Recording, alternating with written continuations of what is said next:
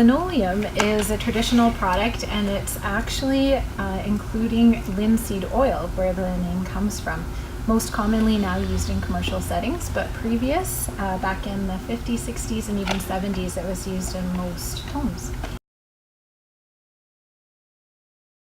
Linoleum is more commonly found in commercial applications, although there are some beautiful applications for your own home as well.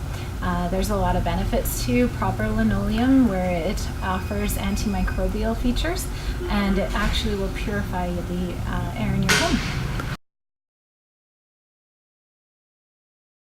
Well, the name originated because linoleum was just that. It was made of linseed oil, and it was all that was available.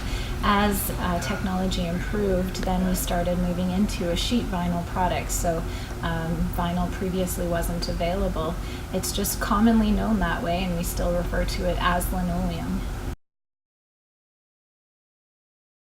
Linoleum has evolved today as what we call sheet vinyl. So there are a little bit longer rolls, or wider rolls I should say, where linoleum was traditionally a 6-foot wide good.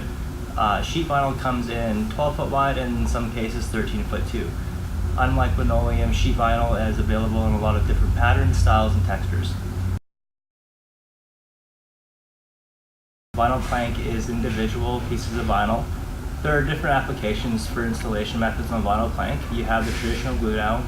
You also have a loose lay with a perimeter glue, or a click system similar to laminate. Really easy to replace. If you have damaged planks, you can heat them up with a heat gun and it becomes the adhesive, ordering a little bit simpler fixing. Vinyl tiles are also available, similar applications for installation. You have the glue down, and you also have the click system as well.